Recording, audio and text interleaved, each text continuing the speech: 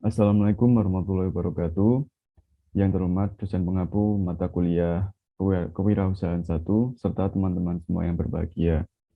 Kami dari kelompok 1 akan mempresentasikan hasil diskusi kami mengenai kiat melihat dan memberdayakan peluang bisnis, yang mana beranggotakan oleh saya sendiri, Vega Septiansani, kemudian ada Ivan Agustin, dan ada Lailatul Fitria, kemudian ada Lilih Nur Prihatini.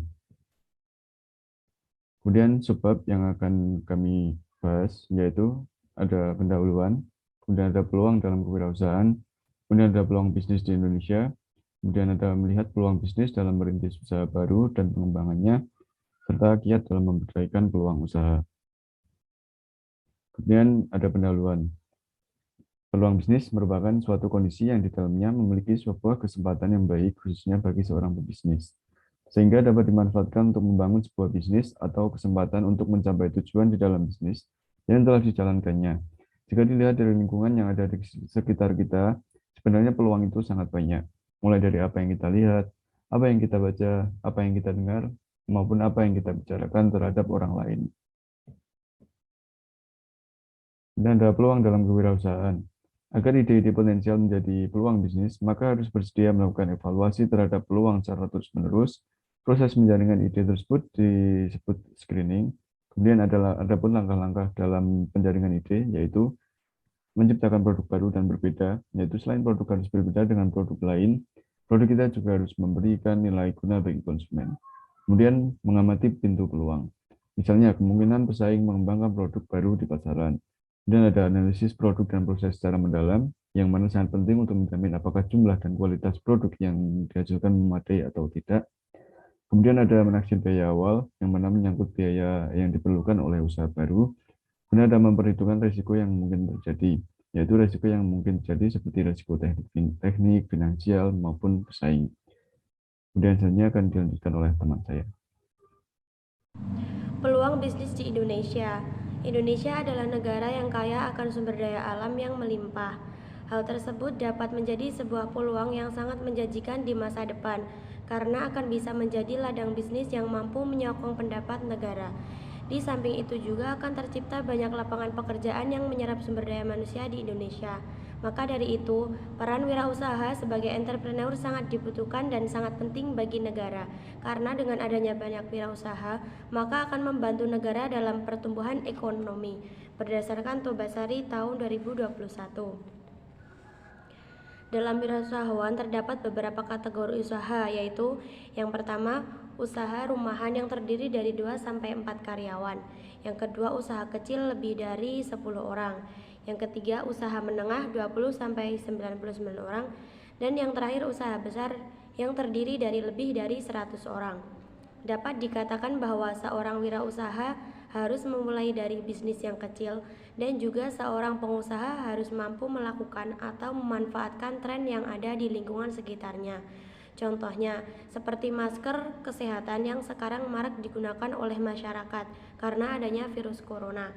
Dan masker ini juga dapat dimodifikasi agar menjadi stylish dan juga menarik untuk dipakai. Sehingga masker mempunyai dua fungsi, yaitu kesehatan dan fashion. Selanjutnya, contoh peluang bisnis di Indonesia.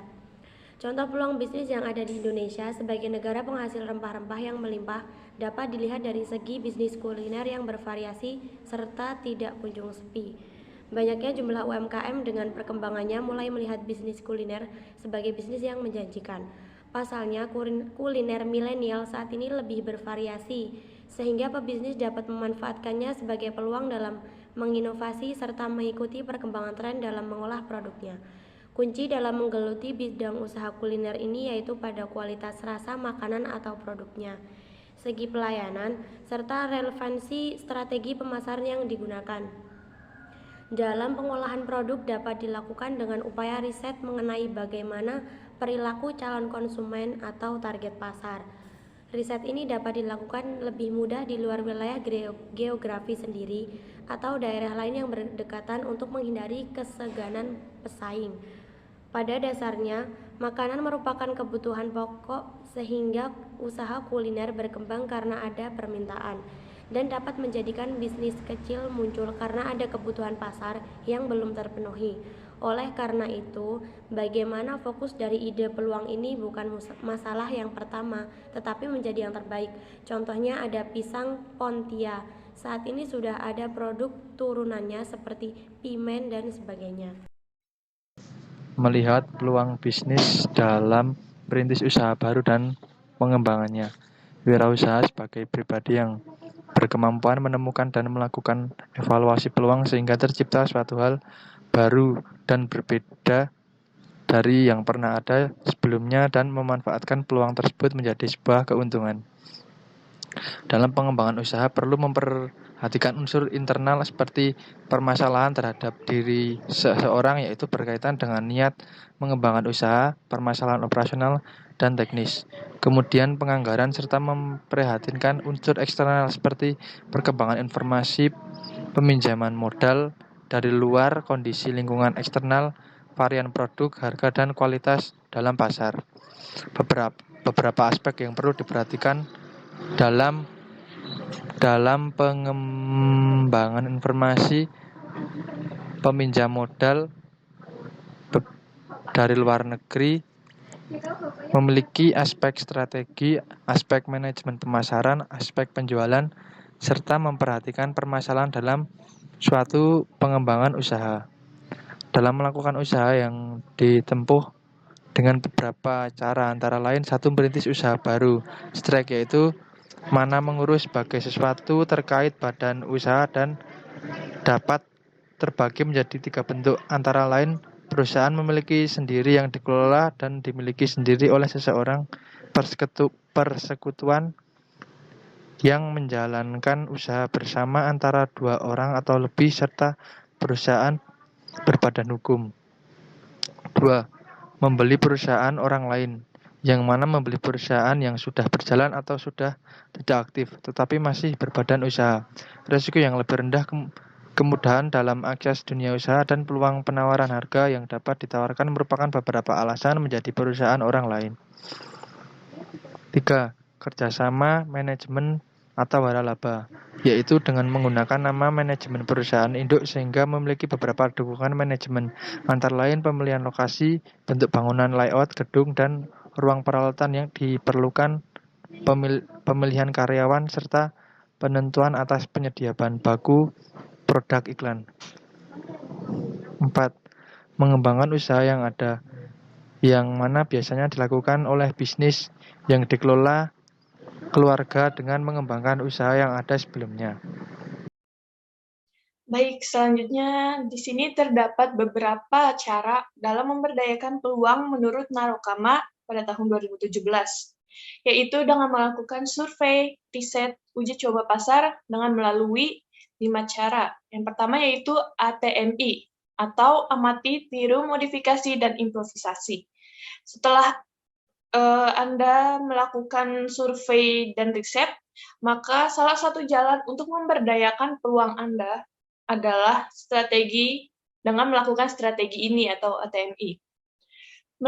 Melalui ATMI, Anda akan mudah mengembangkan sebuah produk menjadi lebih unggul dari produk sebelumnya, sehingga kemungkinan untuk dapat diterima di pasar menjadi lebih besar. Dan yang kedua yaitu make it better. Membuat make it better ini yaitu dengan membuat peluang Anda di pasar menjadi lebih baik setelah survei pasar. Misalnya produk yang Anda buat menjadi lebih cepat, lebih kecil, lebih enak, lebih ringan, dan lain-lainnya sesuai dengan survei pasar yang telah dilakukan sebelumnya.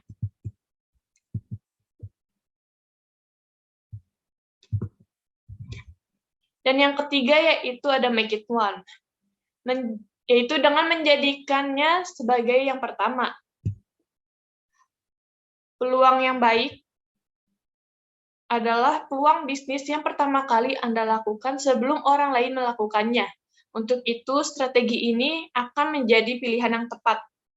Contohnya, yaitu menjadi yang terbesar, menjadi yang terlengkap, menjadi yang terbaik, menjadi yang tercepat, menjadi yang tercanggih, ataupun menjadi yang teringan. Dan yang keempat yaitu terdapat cloner. Cloner ini yaitu dengan meniru habis tetapi menggunakan merek yang berbeda. Cara ini sering dilakukan oleh orang lain tetapi harus berhati-hati mengingat ada unsur hak paten, haki atau hak atas kekayaan intelektual atau tuntutan dari pihak yang ditiru. Jadi apabila Anda ingin melakukan cloner, jiplaklah fungsi dan tujuan penggunaan dari produk tersebut, bukan dari merek, bentuk, dan kemasannya. Dan yang kelima yaitu terdapat substitut. Substitut ini yaitu menjadi produk pengganti. Cara ini juga efektif bila Anda memulai bisnis ini di mana pasar sudah cukup besar dengan menjadi produk pengganti. Dan produk pesaing yang paling besar atau yang menengah. Dan di sini saya akan menjelaskan contoh peluang yang ada di sekitar kita. Contoh peluangnya yaitu khususnya yang ada di Magelang adalah usaha kuliner. Kenapa? Karena banyak sekali tempat wisata yang ada di Magelang, seperti industri pariwisata di Magelang yang pastinya akan terus berkembang seiring dengan kejenuhan pada tempat wisata lain di luar Magelang. Sehingga para wisatawan akan memerlukan alternatif destinasi wisata yang ada di Magelang ini. Maka masyarakat yang ada di lingkungan sekitarnya pun dapat melihat sebuah peluang di dalam bisnis kuliner, atau makanan khas, oleh-oleh, atau kerajinan yang merupakan suatu bisnis yang sangat tepat di Magelang. Tetapi selain itu, masyarakat juga bisa memanfaatkan peluang bisnis di bidang pariwisata seperti usaha penginapan atau homestay hingga penyewaan kendaraan. Di sini saya akan menjelaskan penerapan peluang bisnis yang pernah dijalankan oleh saya, di mana saya dan 2 orang teman saya ini merupakan fans dari K-pop group atau yang biasa disebut sebagai K-popers. Dan di lingkungan sekitar kami ini juga banyak sekali yang merupakan K-popers, baik dari lingkungan keluarga, lingkungan sekolah, maupun lingkungan yang memang jauh dari lingkungan kehidupan saya dan teman saya, tetapi kami berkomunikasi melewati suatu media sosial yang bernama Twitter. Karena banyak sekali K-popers yang mendapatkan informasi-informasi dari Twitter.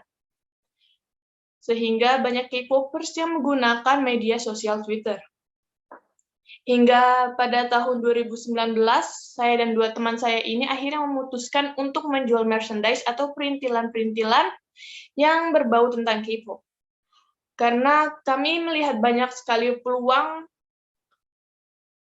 yang ada di lingkungan sekitar kami, karena jarang orang yang menjual merchandise tersebut, sehingga kami memutuskan untuk menjual merchandise K-pop. Saya dan 2 orang teman saya ini memutuskan untuk menjual merchandise tersebut kepada keluarga, mulai dari keluarga, teman-teman terdekat, dan juga para K-popers yang merupakan teman kami di media sosial Twitter ini. Dan hingga akhirnya bisnis kami pun berjalan selama 1 tahun, karena kami pun mulai sibuk untuk ujian nasional, dan juga karena adanya COVID-19 yang mulai masuk ke Indonesia, sehingga kami memutuskan untuk berhenti bisnis tersebut. Mungkin itu contoh yang pernah saya terapkan dengan peluang bisnis yang ada di lingkungan sekitar saya. Dan ini merupakan referensi yang kami ambil untuk materi dari kelompok kami yang sesuai dengan peluang bisnis, melihat dan memberdayakan peluang bisnis. Sekian dan terima kasih. Apabila terdapat banyak kesalahan dari kelompok kami, baik dari ucapan maupun perkataannya, mohon maaf. Wassalamualaikum warahmatullahi wabarakatuh.